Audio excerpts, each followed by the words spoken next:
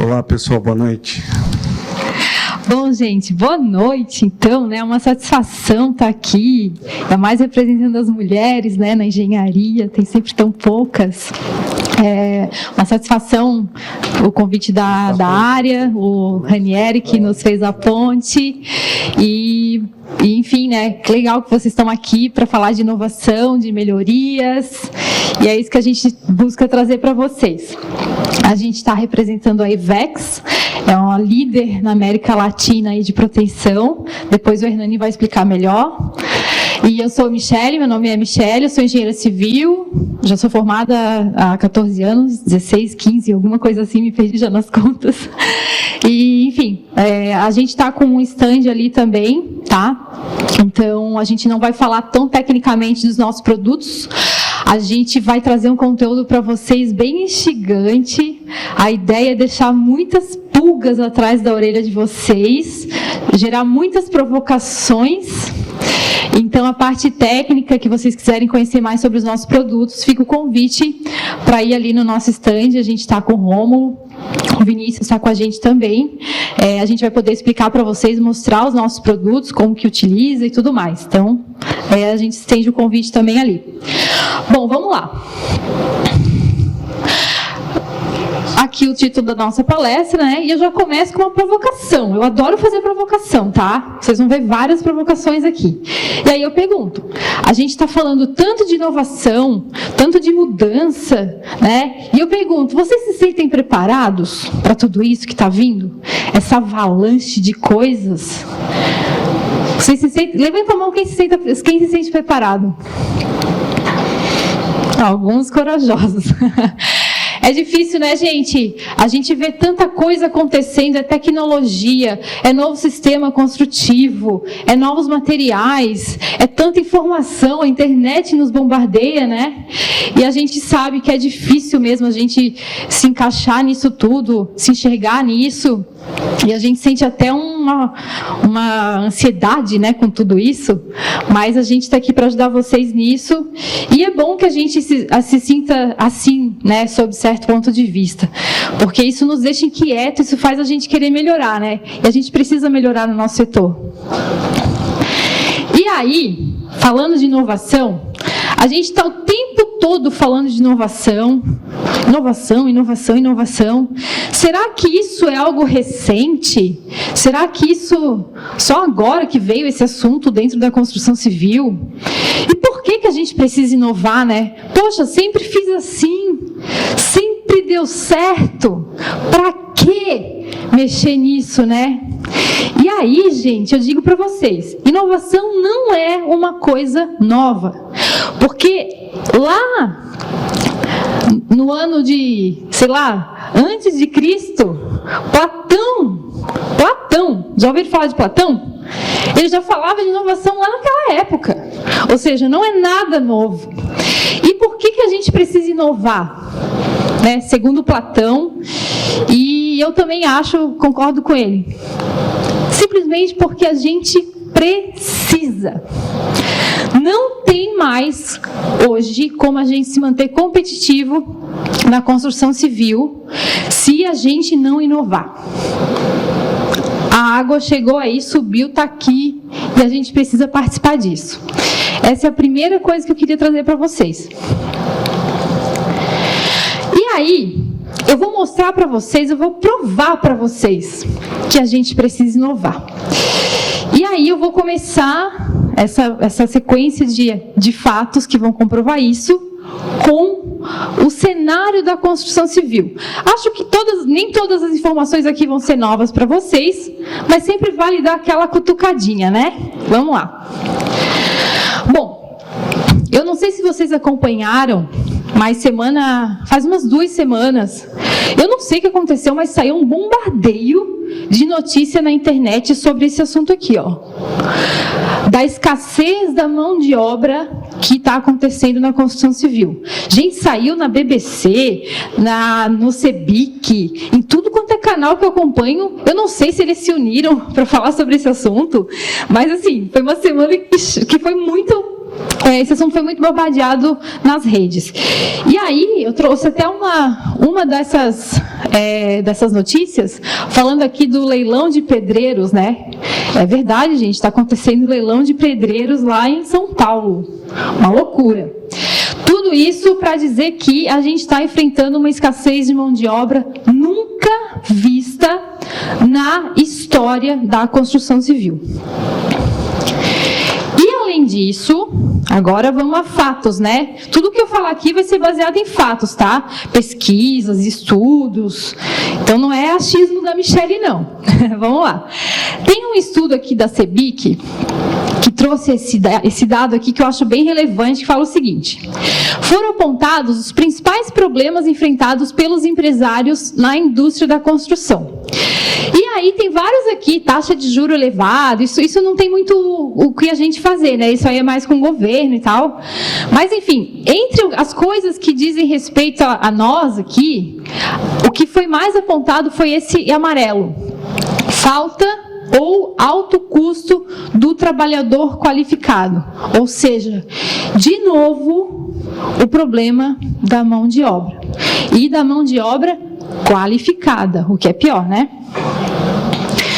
Aí, vocês viram que aquele valor ali, só voltando, nessa pesquisa aqui foi indicado como 21,4%, ou seja, 21,4% dos empresários estão com essa preocupação, com essa falta de mão de obra, segundo essa pesquisa. A outra pesquisa que eu peguei, que foi da FGV, traz aqui que 25,7% estão preocupados, ou seja, é uma outra pesquisa que comprova a anterior. E viram que até o valor está bem parecido, né?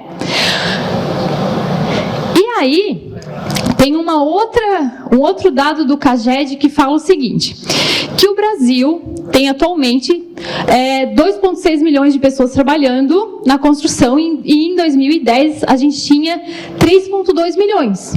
Isto representa uma queda de quase 19%. De novo, comprovando que a gente tem esse problema.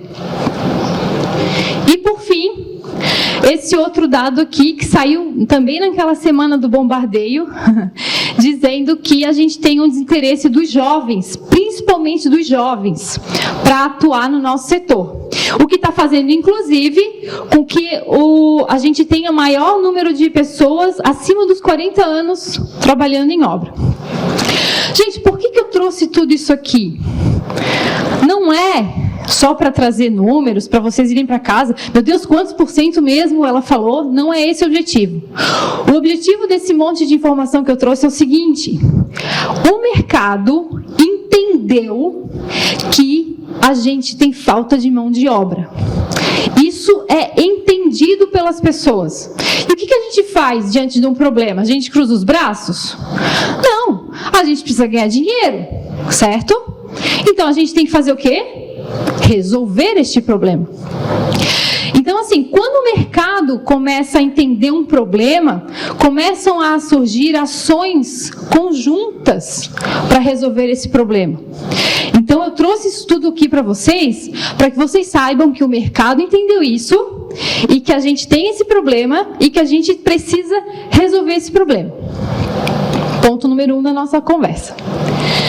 Outra coisa é que a nossa construção, ela é a maior indústria do mundo. Nós, construção civil, representamos 13% do PIB global. Ou seja, o nosso setor, ele impacta na economia. Em outras palavras, se o setor vai bem, os países vão bem. E se o setor vai mal, a chance do país ir mal também é grande. Por isso, a gente precisa aumentar a eficiência no nosso setor. Lembram lá da frase do Platão? A gente precisa fazer isso. E melhorar essa economia se a gente quer que o nosso país cresça. Além disso tudo, mais um dado aqui, que é o seguinte. Esse dado aqui vocês já devem conhecer. 1,6 trilhão ao ano é quanto custa a baixa produtividade para a economia mundial. Ou seja, a gente tem uma queda de mão de obra e a gente ainda tem baixa produtividade. Baita problema, né? E a gente falou que a gente impacta na economia. Se a gente não tem produtividade e a gente está atrapalhando a economia, o problema é maior ainda, né? E aí eu trouxe esse dado, pessoal. Isso aqui é um mapa dos países. Olha só, a vertical é a produtividade do trabalho, dado de 2015, e na horizontal a gente tem aqui o crescimento da produtividade, tá? Aí tem vários países aqui. Aqui, ó, se a gente for pegar mais na horizontal, quem está mais para a direita são os aceleradores, porque é onde a economia, onde o trabalho, a produtividade cresce. Quem está mais para cima, quer dizer que são os que têm boas performances. Não necessariamente cresce, né? Cresce e tem boa performance quem tiver aqui, ó. Onde é que está o Brasil nessa conversa? Puta merda, olha aqui, ó. Nós estamos aqui.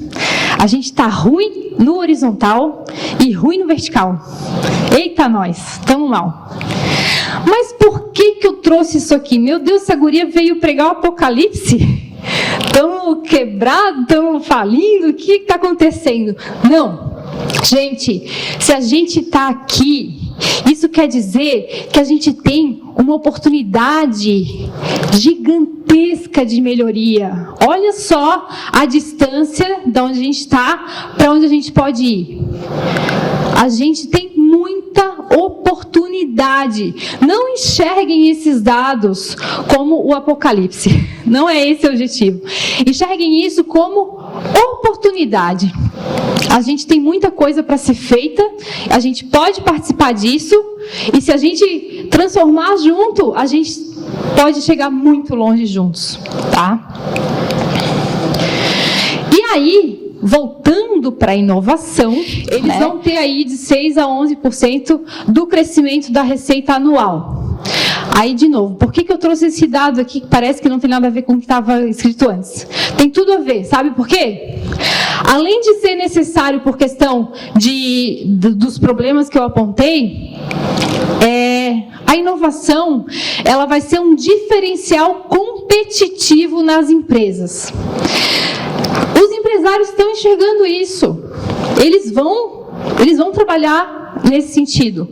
Se a gente não andar junto, a gente vai ficar para trás. Ou seja, a gente vai perder o nosso poder de mercado.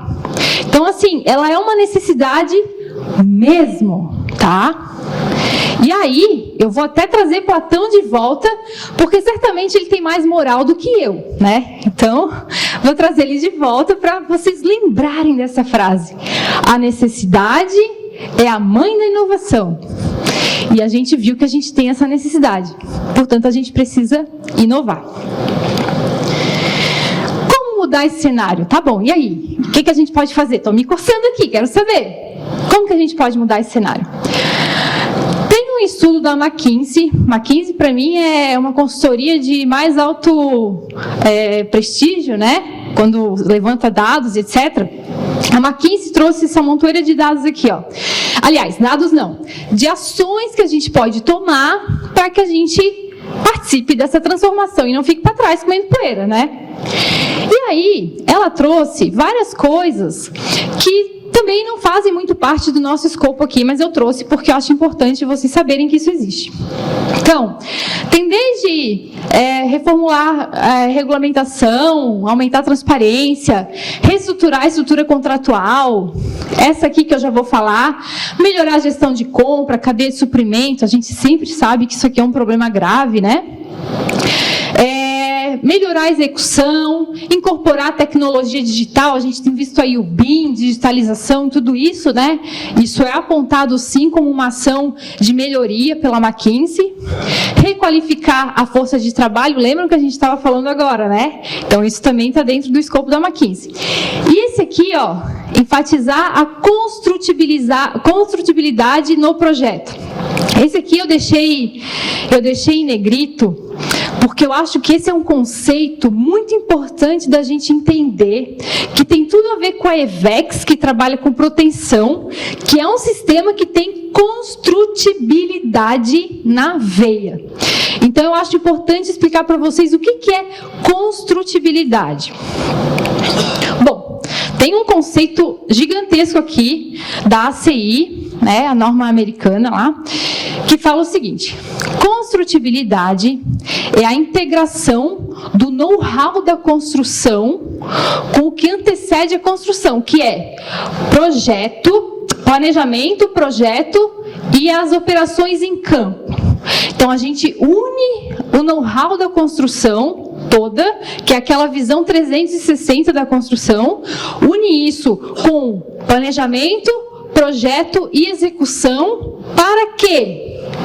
Para atingir os objetivos globais do projeto no melhor tempo possível, com a melhor segurança possível e com o melhor custo-benefício.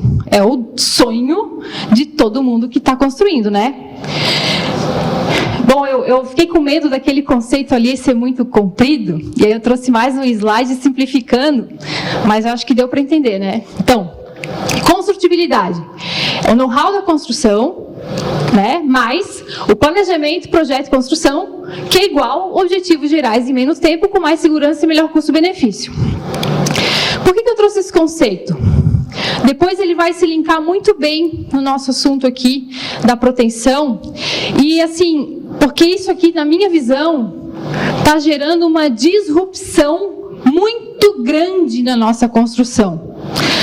Eu digo para vocês que a partir da digitalização, do BIM, da industrialização e todos esses sistemas e processos novos que a gente tem visto, a gente está diante de uma era muito disruptiva. E isso vem dessa nova forma de ver a construção, onde antes cada um sabia do seu. Eu, por exemplo, eu sou especialista em estruturas, tá? Não parece, mas eu sou. Até então, a gente tinha assim, que o projetista de estruturas entendia o quê? De estruturas. O de instalações? De instalações. Quem executa entendia de execução. Ninguém se conversava, ninguém sabia nada um do outro, ninguém era coleguinha, né? Cada um só sabia do seu e acabou. Isso não está mais funcionando na construção. A gente teve um avanço de tecnologia, né? O BIM, a Késia está ali, ó, mãe do BIM aqui. A gente teve o BIM que trouxe essa visão 360 da construção, que é um caminho sem volta, né? Que é o quê? O que é isso tudo que a gente está falando? Na verdade, é a gente enxergar a construção de forma, com aquele conceito ali da construtibilidade. Então, a gente tem esse conceito da visão 360, né, essa visão multidisciplinar dentro da construção, e eu acredito que isso está impulsionando muitas metodologias novas, muitos sistemas, e é o que vai trazer realmente melhores resultados para a nossa construção. Bom, aí a gente vai trazer algumas tendências para vocês. Né, pelo que a gente tem visto, acompanhado, estudos, pesquisas. Tem um monte de tendências, né? Mas a gente trouxe 4 aqui que engloba mais do que a gente faz. Então, o que a gente pode apontar hoje como tendência? Construções arrojadas, né? Tecnologia, industrialização e eficiência construtiva, sustentabilidade. Isso tudo vai muito ao encontro daquela listinha que a McKinsey passou, se vocês recordarem. Depois eu até posso passar para vocês, mas vai muito ao encontro do que eles falaram lá. Vamos ver então se isso é verdade. Bom, até um tempo atrás, pessoal, a gente tinha isso aqui, ó, como o ápice da construção, né? Era o padrão de projeto. Agora, a gente tem isso. Lembra que eu falei de construções arrojadas? A primeira tendência? A tendência é isso aqui, ó. Prédio em formato de guitarra. Olha que legal, rock and roll pra caramba, hein? Adoro. É uma tendência. O Carlos até riu. Roqueiro que nem eu, né? Agora, falando de tecnologia. Eu lembro que eu coloquei ali a segunda tendência. Gente, isso aqui, ó. Escritório do passado. Alguém pegou isso aqui? Ninguém, né? Pegou? Ó, se entregou, hein? Eu não peguei, eu sou muito novinha, não peguei. Brincadeira. Bom, isso aqui, gente, escritório do passado. Escritório do passado. Aí, olha só, veio a tecnologia, já mudou tudo. Temos isso aqui agora. E assim, ó, nem parou por aí. Porque agora a gente já tem isso aqui ainda, ó. Nós ali fazendo parte do modelo digital. E a coisa não vai parar, tá? Isso aqui é só o começo. Então, a tecnologia é sim uma tendência. Outra coisa, eu falei ali da industrialização, né? Sistemas industrializados. O que a gente tinha a vida inteira? Até o nosso primeiro palestrante apontou isso, né? Nos primeiros slides. A gente tinha isso aqui, ó, tijolo, né? Cimento ali. Desde a época das pirâmides do Egito, né? A gente faz assim, por incrível que pareça. Mas isso aqui já está começando a virar rotina na nossa construção civil. Então, sim, a industrialização é uma tendência muito forte. Muita gente, com muita grana, está investindo nisso. E a sustentabilidade, né, gente? Não podemos nos esquecer desse item tão importante que está tão em alta em todos os assuntos de construção civil. Aí eu trouxe uns dados, pessoal, que é para assim, ó, para quem não se ligou ainda da importância disso, pelo amor de Deus, hoje vocês saiam daqui diferentes. Fala assim, meu Deus, ela falou e ela tem razão. Cara, olha só. Dado da Deloitte, da USP e da Associação Brasileira de Reciclagem. 3 dados assim de cair o queijo. 38% da emissão global de gás carbônico em 2019 veio da construção civil. Gente, 38 é muito alto. Do nosso setor, nós somos responsáveis por isso. 40% das matérias-primas do planeta são usadas na construção civil. Também é um número alto, né? A gente usa matéria-prima pra caramba. E 30 a 50% da geração de resíduos sólidos urbanos é causada pelo setor. Aí eu pergunto, o que a gente tem a ver com isso, com sustentabilidade? O que eu, o Hernani, o que vocês temos a ver com isso? Tudo e mais um pouco, porque olha o que a gente gera no nosso planeta. E aí eu digo para vocês, não existirá um futuro sem ações sustentáveis no presente. Isso a gente tem que incorporar, não é um plus, não é para deixar a empresa bem na fita nas redes sociais, não. Sustentabilidade é questão de necessidade básica da construção civil, porque ela interfere muito na saúde do planeta. É nossa responsabilidade, sim. E aí, eu trouxe mais uma série de notícias falando sobre isso, ó. Entender a importância, ESG, né? A gente tem falado muito de ESG, então também fica aí a dica para vocês evoluírem estudos nessa área, tá? Isso aqui é muito importante, muito mesmo. Os selos e certificações, que também já está gerando valor agregado hoje para as construções, vale a dica, gente. Estudem isso aqui porque é importante. Enfim, agora a gente vai falar do que a gente mais gosta, que é de proteção, né, Hernani? Olha, eu digo para vocês que a gente falou das 4 tendências. A proteção, ela engloba essas 4 tendências. Eu vou mostrar para vocês. Então, bem-vindos ao sistema estrutural do futuro. A gente tem aí muitas coisas do futuro, sistemas industrializados, sistemas construtivos, materiais, processos, digitalização. Falando de sistema estrutural, a proteção é o sistema do futuro. Mas aí tá, o que é proteção, né? Começamos por ela. Eles falam tanto de proteção, mas e aí, o que é isso? Gente, eu não vou estender essa conversa tecnicamente, tá? Mas eu vou explicar para vocês, assim, pelo menos o conceito básico, assim, para vocês saberem sobre o que a gente está falando aqui. E fica o convite de novo para ir lá no nosso stand conhecer melhor sobre isso, tá? Bom, esse conceito aqui ele é bem conhecido, né? Então, onde a gente tem ali uma série de cabos, que a gente traciona esses cabos, tá? Ele gera uma força contrária ao carregamento e ele aumenta significativamente a resistência das lajes e vigas. Em termos gerais e bem leigo mesmo, assim, seria basicamente isso. Eu até trouxe aqui, ó, até um resumo bem mais simplificado ainda, Então, é um sistema de cabos. Imagina que tem vários cabos, eu já vou mostrar a imagem, vários cabos lá dentro da laje ou viga, né? Que eles são tracionados, e aí ele gera uma força contrária ao carregamento, e isso tende a elevar a resistência das vigas e lajes, né? Aí, de ordem de 3 a 5 vezes. Isso aqui são dados, assim, de usabilidade no mercado, tá? Expliquei certo, Hernani?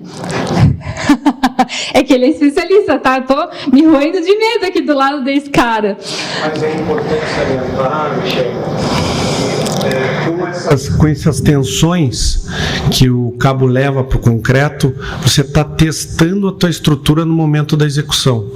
Então, que estrutura hoje que é testada no momento da execução? É a protendida. Eu pergunto para todo mundo, aonde que você encontra uma bicheira no concreto armado? Quando você encontra? Quando o cliente estiver te ligando, ó, estou com uma fissura aqui e venha resolver. A proteção, você está inserindo tensões e comprimindo o concreto, então se ele não estiver num bom estado, ele vai apresentar no momento. E aí você corrige durante a execução da obra. Então, você está entregando para o teu cliente final uma estrutura testada.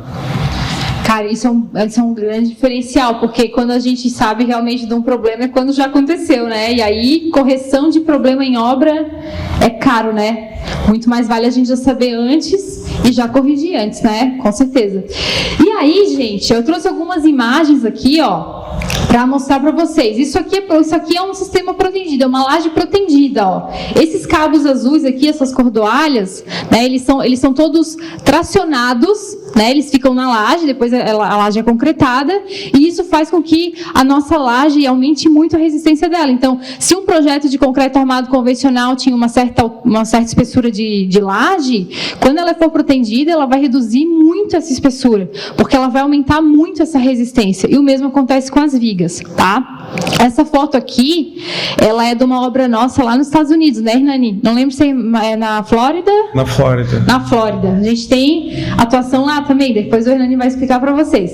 Mas essa é uma foto de uma obra nossa lá. Aqui tem tecnologia VEX pra caramba. O Debar, né? Depois o Rômulo vai mostrar para vocês lá. Mas, enfim, a gente tem orgulho de mostrar. Aqui uma outra obra também lá nos Estados Unidos. Acho até que é a mesma, não sei, talvez seja um outro ângulo, mas também aqui esses cabos passando. Vocês lembram já de ter em alguma obra ver esses cabos azuis assim? Alguém lembra? Alguém e nunca se perguntou, mas o que será que é isso? Quem atua com proteção sabe, mas quem não atua às vezes não sabe, né? Bom, se vocês já repararam esses cabos azuis assim, isso aqui são as cordoalhas, né, que faz parte do sistema protendido, para quem não sabe. Tem um pessoal rindo aqui, eu não sei se vocês conhecem, não? Bom, pessoal, aqui a vista da proteção em um projeto. Então, num projeto estrutural, ó. Opa, passei adiante sem querer. Então, aqui é uma vista de um projeto estrutural, né? Se a gente fosse aqui, uma laje, né? Da laje L1.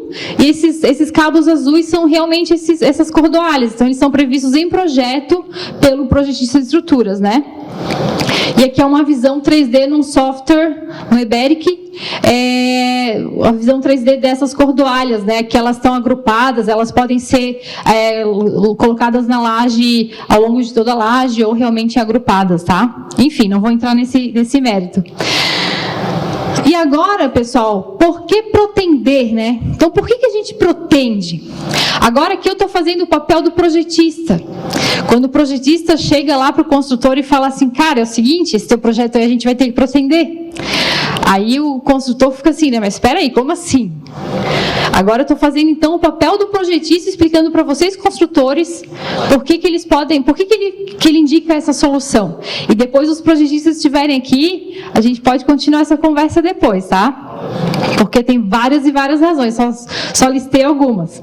Bom, primeira grande razão, quando estudos de viabilidade apontam a proteção como um sistema mais econômico se comparado a outros sistemas.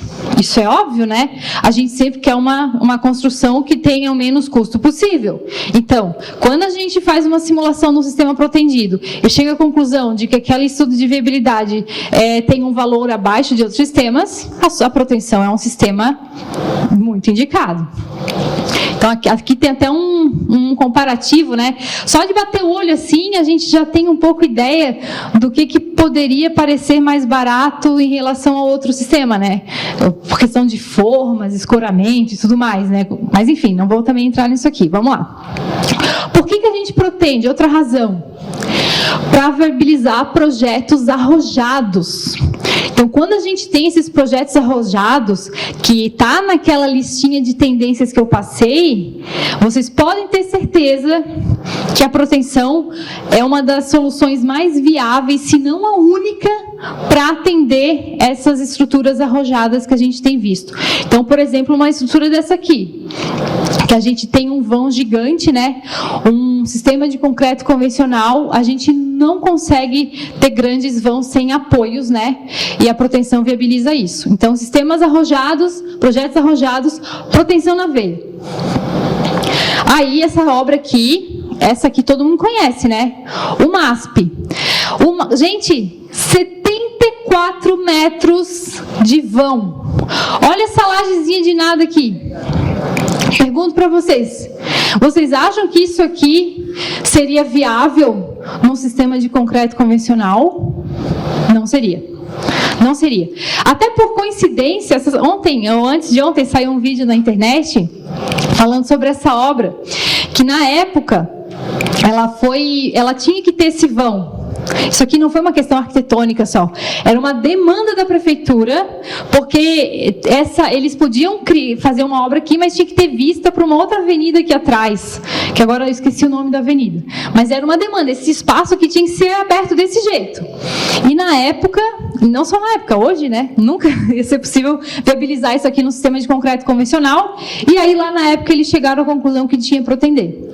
E parece que no dia do lançamento, ficou todo mundo morrendo de medo, né? Quando tiraram as escoras. Parece que foi uma loucura, imagina, tirar a escora disso aqui, 74 metros. Gente, isso aqui foi em 1968, eu acho, essa obra, por aí. Ela é bem antiga, né? Então a proteção nem era tão conhecida. Então aí no dia de tirar as escoras, parece que o próprio projetista ficou aqui embaixo, ó. Ah, vocês estão com medinho? Não, peraí. Ele pegou e ficou lá. Pode tirar isso aí. Aí ficou todo mundo mais sossegado, né? Se o próprio projetista ficou embaixo, ele deu uma segurança para a turma, né? E aí, enfim, só uma brincadeira, mas uma informação aí sobre essa obra. E aí, a gente tem várias outras obras, né, arrojadas, ó, esse edifício Faria Lima Plaza, bem conhecido aí, todo mundo já deve ter visto lá em São Paulo. Vou passar um pouco adiante, mas, ó, Joinville, aqui em Itajaí, da Brava Beach. Esse prédio aqui, que é a guitarra, lembra da guitarra que eu mostrei agora há pouco? A gente tem tecnologia VEX, tá? Quem já foi em Miami já viu essa guitarra lá pessoalmente? É o Hard Rock Casino lá em Miami. A gente tem tecnologia VEX, então também foi protegido aqui. E aí eu trouxe um dado, né, que a proteção pode reduzir a altura de lajes e vigas, então, 65% a 80%, especialmente no caso das vigas, né? Lembrando que cada obra é uma obra, cada situação é uma situação, né? Esses dados são dados, assim, que a gente vê aí na prática de mercado, tá? Mas ela tem esse poder de reduzir significativamente a espessura das lajes e as alturas das vigas. Outra razão por que a gente pretende para conceber estruturas com grandes vãos livres. Os arquitetos adoram, né? Os arquitetos adoram. E aí caiu na graça deles de que agora eles conseguem fazer com proteção os grandes vãos livres, e aí pronto, agora a gente ou se adequa a eles ou a gente vai morrer na praia. Então, assim, essa demanda por vão livre é cada vez maior, questão de garagem também. Então, a gente também usa proteção quando a gente precisa disso aqui. Aí tem até um dado também, que a partir de 8 metros de vão, e a depender da arquitetura, normalmente é a solução mais viável. Então, se vocês tiverem vãos acima de 8 metros, tá? A proteção certamente vai ser mais viável. Certamente não, mas há uma grande chance da proteção ser o sistema mais viável para aquele empreendimento. Aí eu trouxe aqui, ó, mais duas fotos de outra obra lá em West Palm Beach. Eu bati essas fotos, eu estive lá em novembro. lá em Miami. E aí a gente tem tecnologia EVEX aqui também. Olha o tamanho do vão. Era gigantesco, tá? Uma baita de uma obra, coisa mais linda. E aí, por que a gente protege também? Lembra que a gente falou da sustentabilidade, né? Então, a proteção, ela é sustentabilidade. E a gente tem aqui, ó, estruturas protegidas necessitam de menos materiais para serem executadas. Quando a gente usa menos material, a gente tem menos uso de matéria-prima, a gente tem mais rapidez na execução, porque está reduzindo a quantidade de vigas, etc. Redução de madeira, tem uma série de coisas aí de materiais que a gente reduz com a proteção. Logo, ela é um sistema sustentável, por questão do material. Aí eu até trouxe um dado aqui também, tá? Que a gente tem aqui, ó, que a estrutura protegida de médio porte economiza essa questão da madeira que eu acabei de comentar, 120 mil litros de água, energia elétrica, enfim. E além disso, ela deixa de emitir cerca de 60 toneladas de gases poluentes, como o gás carbônico, tá? Amanhã a gente vai explicar com mais detalhes essa questão da sustentabilidade. Amanhã a gente também tem uma palestra aqui. Mas enfim, são todos dados aí super relevantes. E aí eu queria provar para vocês que a proteção englobava aquelas 4 tendências. E por isso eu trouxe esses dados para provar para vocês. A gente falou de estruturas arrojadas, a gente falou de industrialização, né, sistemas industrializados, a gente falou de tecnologia, tem uma tecnologia envolvida aqui, né, a partir do momento que a gente traciona os cabos, e ela também tem a questão da sustentabilidade. Então, resumidamente, proteção é produtividade e construtibilidade. Lembra que eu falei daquele conceito da construtibilidade, da visão 360 da obra, do empreendimento? Pois então, por que ela é construtibilidade? Por quê? Ela reduz o uso de materiais, reduz mão de obra, reduz o tempo do ciclo de laje, reduz escoramento, melhora a reutilização de formas e aumenta a durabilidade com a mitigação de fissuras. Ou seja, ela é um sistema estrutural, mas ela impacta em todo o empreendimento. Ela impacta desde a questão dos materiais até a questão do tempo, né, maior produtividade, redução de fissuras, e tem outra coisa também. A proteção, ela é um sistema que trabalha muito bem com os outros projetos. A gente sabe que a gente tem aí projeto hidrossanitário, elétrico, um monte de tubulação passando, às vezes nas vigas, né?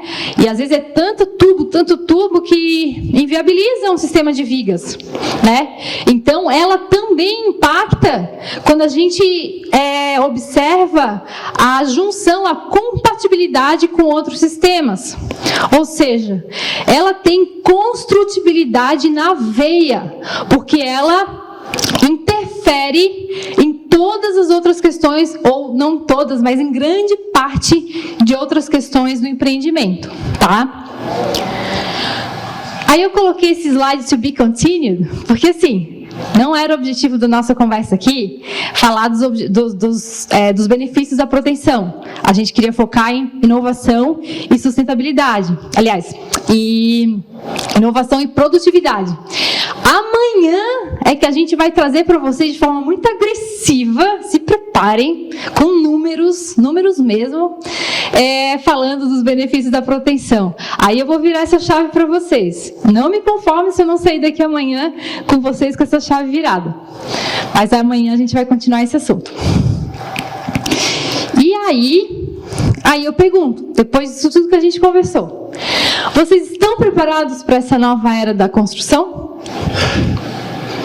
Só vai sobreviver quem se adaptar. Já dizia o nosso amigo Darwin. A gente precisa se adaptar a essas mudanças, senão a gente vai morrer na praia. E aí, já que a gente está falando de inovação, de futuro, de tendências, eu trago para vocês, como já fiz aqui uma prévia, o sistema estrutural do futuro. Nós somos a EVEX, representante maior aí desse sistema estrutural do futuro. E para falar um pouquinho da EVEX, para vocês conhecerem melhor a gente, obviamente eu vou passar a palavra para o Hernani, que é o fundador da empresa, que vai falar disso 1000 vezes melhor do que eu. Vai lá, irmão.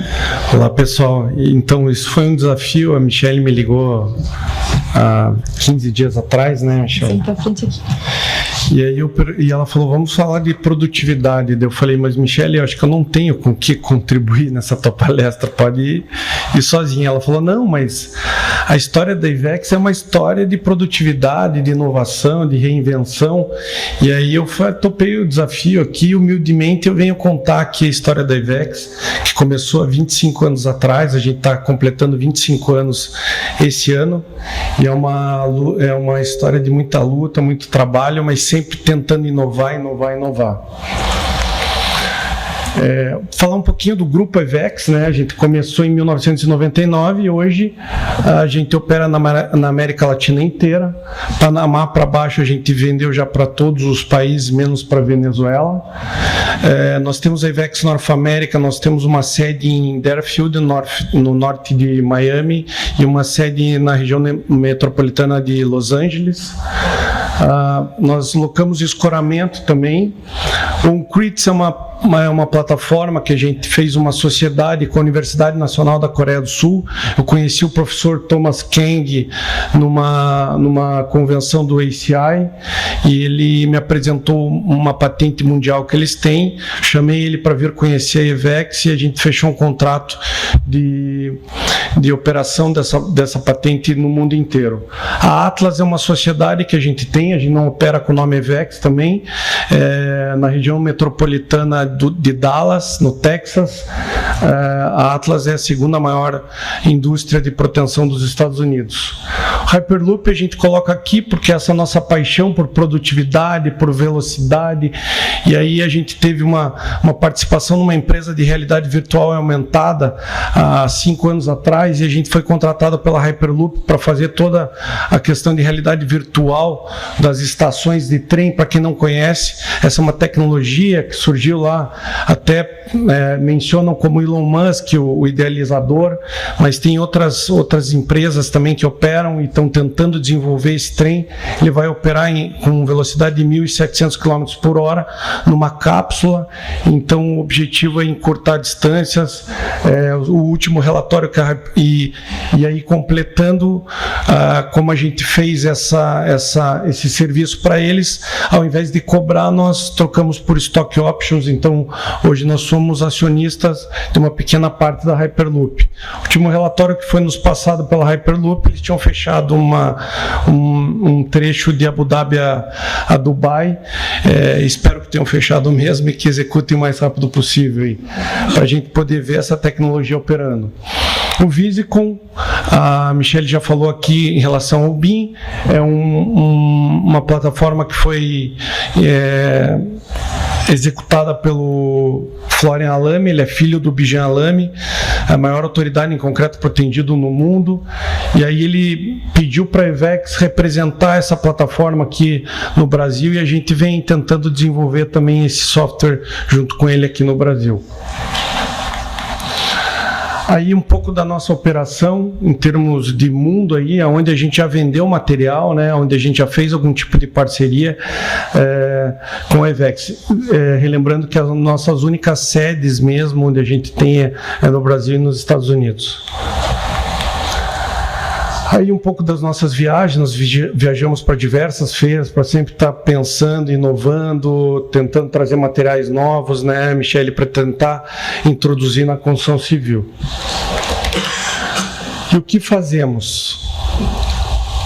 Nós somos uma indústria. Nós não começamos indústria, mas ao decorrer da nossa história nós nos tornamos indústria, pesquisando muito, viajando. Já conheci mais de 50 indústrias de proteção, empresas de proteção pelo mundo, China, Europa, e aí nós decidimos também começar a fabricar os nossos materiais no Brasil. Então hoje nós somos a maior indústria da América Latina em capacidade instalada e venda.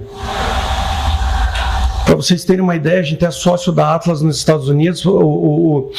Aquilo que a Michele falou em termos de oportunidade de crescimento, nós somos um dos maiores da América Latina. Hoje nós vendemos de 150 mil a 200 mil cunhas por mês, e a Atlas, a qual nós somos sócios, vende nos Estados Unidos em torno de 1 milhão e 200 mil ancoragens e cunhas por mês.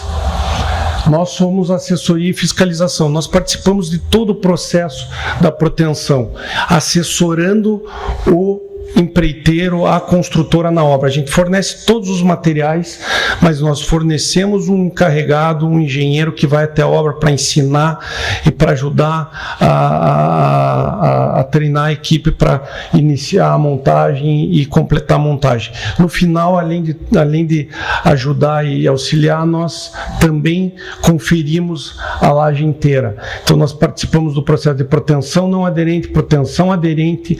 Proteção aderente é muito mais antiga aqui no Brasil, né, que é a injeção aquela que você usa bainha metálica com os cabos dentro, depois que você faz a proteção, você faz a injeção.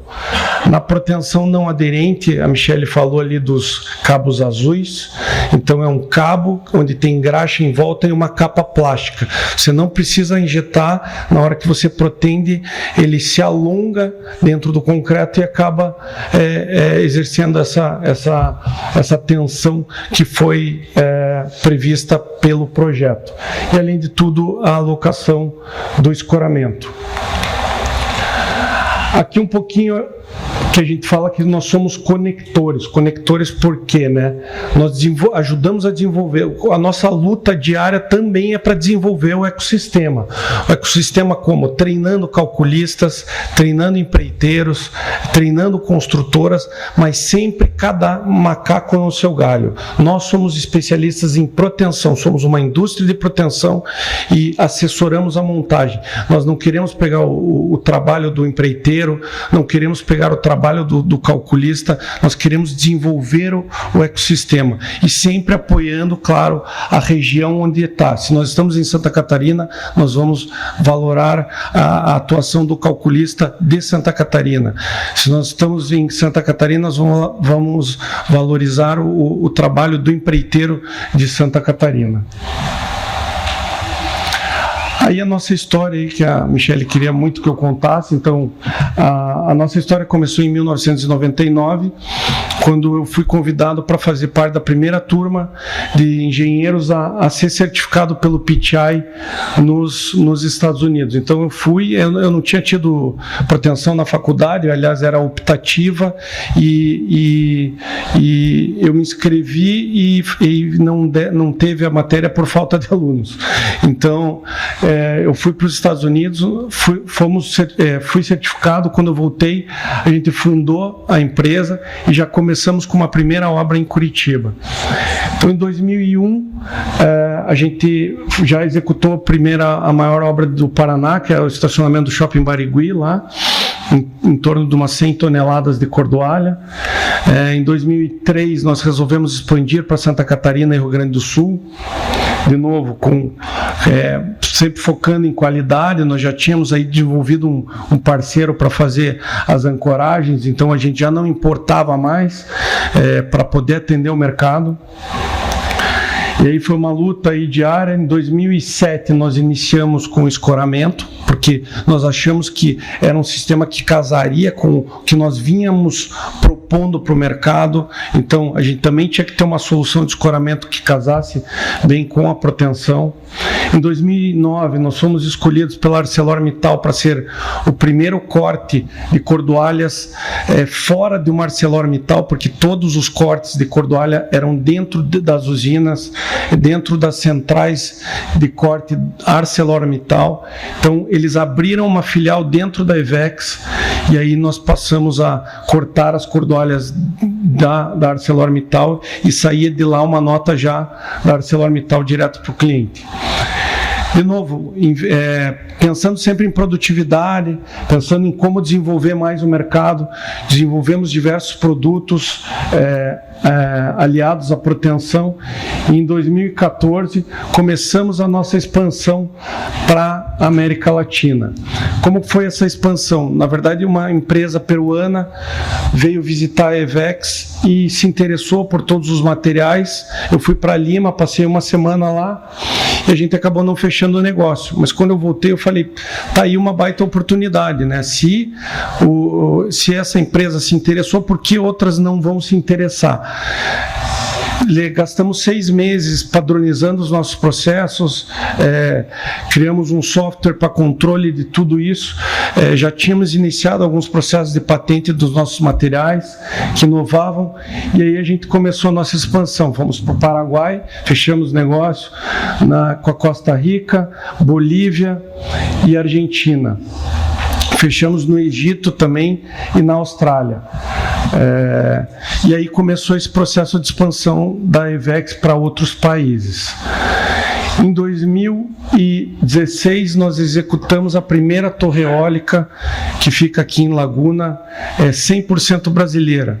E aí qual foi o desafio? Junto com a Cassol e com a WEG, nós tínhamos que testar o nosso material por uma certificadora internacional, que foi a DNV GL na época, hoje já é DNV, está entre as 3 maiores certificadoras do mundo. Nós já estávamos operando como indústria, nós fabricamos os nossos materiais, era uma proteção vertical com 19 cordoalhas. Nós mandamos para Hamburgo, na Alemanha, que é a sede da DNV, ficou por 6 meses lá testando pela norma europeia. Para vocês terem uma ideia, a norma europeia exige 2 milhões de ciclos para o teste de fadiga, e a gente passou no teste. Então, isso para nós com muito orgulho, uma fábrica brasileira formada aqui, né, foi certificada, e a partir daí a gente conseguiu começar a competir com as empresas de proteção europeias também. Sempre pensando em inovar novamente, em 2017 a gente decidiu lançar um evento que se chamava o WSI, o WeShape Innovation. Nós moldamos a inovação com o intuito de promover e fomentar a inovação no mercado da construção civil. Então, nesse evento a gente mostrou, nesse primeiro evento a gente mostrou as nossas tecnologias e o que a gente estava levando para o mercado. Em 2018 a gente fez um evento maior para o mercado, trazendo outras tecnologias também, outras empresas que nos apoiaram. Depois a gente teve o problema da pandemia, a gente estacionou esse projeto e a gente até já está pensando em retomar, né, Michele? Em 2020, nos tornamos a maior empresa do segmento no Brasil, exportando a tecnologia para o mundo inteiro. Então, em 2020, a gente sacramentou a nossa empresa como a maior do Brasil. Mas como o Brasil tem o maior consumo da América Latina, nós nos tornamos a maior da América Latina. Em 2021, nós formamos um CRITS, né, que eu falei para vocês, eu fui para os Estados Unidos e depois a gente fechou com a Universidade Nacional da Coreia do Sul. Em 2022 tivemos o maior consumo novamente de cordoalha do Brasil, nos tornamos a maior indústria da América Latina e a nossa história nós tivemos um crescimento de 250 vezes. 2023 foi um ano também muito bom para a EVEX. Nós adquirimos uma indústria que era a nossa concorrente nos Estados Unidos, a Post-Tension Plugs. Nos tornamos a única empresa a vender essa tecnologia dentro dos Estados Unidos, um produto patenteado. Então hoje nós somos a única indústria que vende o Pitch Plug, e fechamos uma sociedade também na Califórnia, em Los Angeles. Um pouquinho da estrutura da EVEX, nós temos diversos engenheiros, certificações e ensaios de todos os nossos produtos. Nossos produtos são ensaiados pela norma europeia, pela norma americana. Para atuar dentro do mercado americano, não é possível você vender um produto que não seja ensaiado e que não siga alguma norma que eles especificam. Então, para você atuar dentro do mercado americano, você precisa ensaiar e seguir as normas americanas.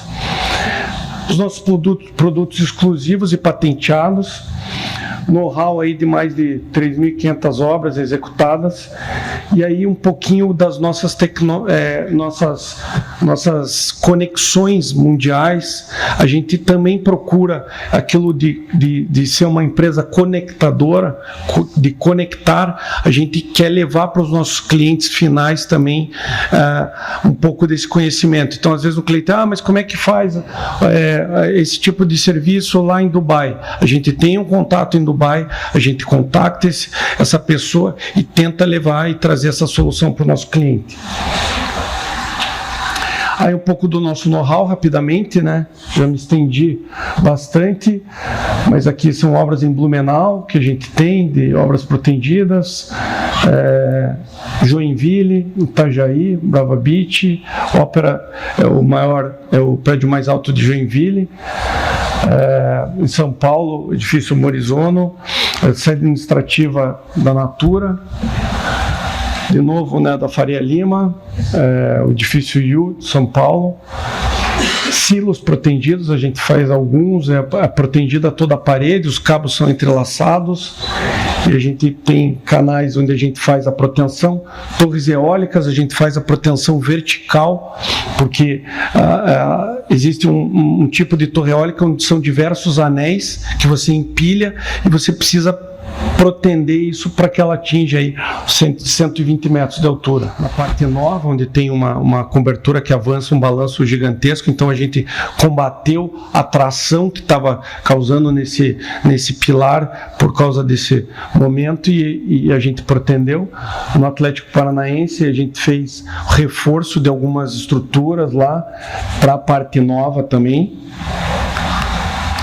E aqui a gente participou com o fornecimento dos plugs, né? A gente vendeu mais de 20 mil plugs aqui, foi uma obra emblemática para nós, porque teve uma qualificação grande dos fornecedores para fornecer, e a gente sente orgulho de ter participado dessa obra lá nos Estados Unidos. Essa obra foi uma obra no Egito, de um parceiro nosso, foi uma obra em proteção aderente. A gente fez, do Hilton lá, fica de frente ali para o Rio Nilo.